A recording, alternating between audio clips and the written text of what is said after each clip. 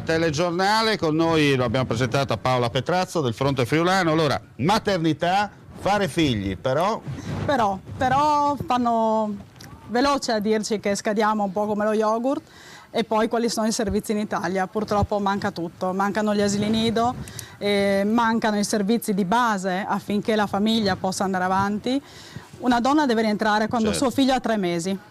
Senta, ma poi quello che conta, fare una famiglia oggi veramente è complicato al 100%, perché comunque bisogna avere innanzitutto un buon stipendio, avere la sicurezza del lavoro, perché altrimenti il governo dica quello che vuole, come si chiama, la Lorenzin può dire quello che vuole, ma io non faccio il parlamentare, nemmeno lei, presumo, no. E se a fine mese i dinas, cioè i soldi, non arrivano, come fai a mantenere una famiglia? Il problema è quello, ci vogliono 2 stipendi, non uno, fra l'altro oggi, con il rischio di licenziamenti all'angolo. Certo. Quando una donna dice di avere un figlio rischia veramente il posto di lavoro, se non a priori viene chiesto prima se ha intenzione di avere figli. Io sono un esempio, sono stata licenziata in gravidanza del mio primo figlio e bisogna fare penitenze, bisogna andare avanti, non sempre si ha la voglia, il coraggio e la forza per fare questo. Perché mi permette, a una certa età poi si è già considerati vecchi, nel senso che dopo i 35 anni ormai sei fuori quota, no? Sì, anche in ospedale si è primi tardate, si arriva dopo, insomma. Senta, quindi... Giustamente lei dice assistenza, dare servizi e asili nido, perché queste sono le basi fondamentali, no? Sì. Per iniziare. Per iniziare perlomeno, anche perché in pensione si va sempre più tardi, non si può contare sui nonni, perché se ci sono hanno un'età avanzata, non possono occuparsi dei nipoti.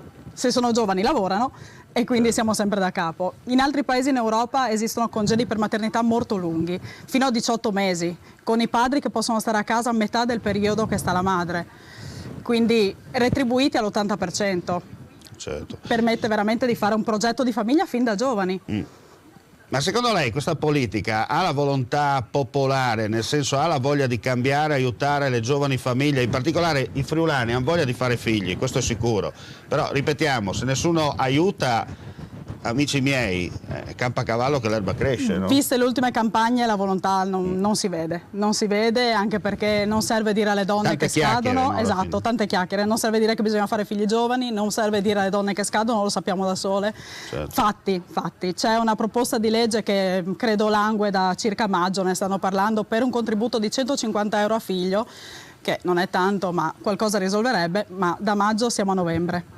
E soprattutto le spese aumentano, no? Sempre di più, specialmente con i figli. E poi in particolare lei ha detto se hanno problemi perché magari perdi il lavoro, non puoi continuare eccetera, i contratti sono capestri, non sei sicuro del futuro e via dicendo.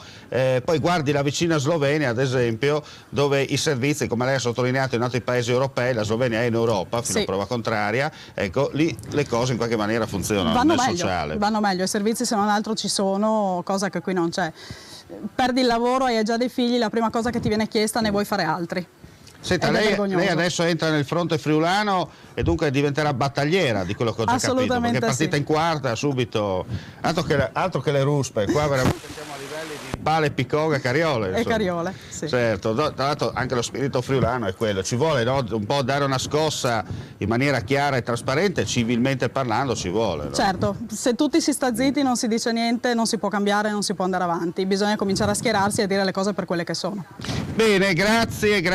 Pensi che ha parlato 4 minuti e mezzo e lei pensava di non riuscire a parlare un minuto, è riuscita a parlare 4 minuti e mezzo, è un debutto per lei davanti alle telecamere. Grazie a Paola Petrazzo del Fronte Friulano per il suo intervento, grazie a voi gentili amici e amiche per la visione alla scuola.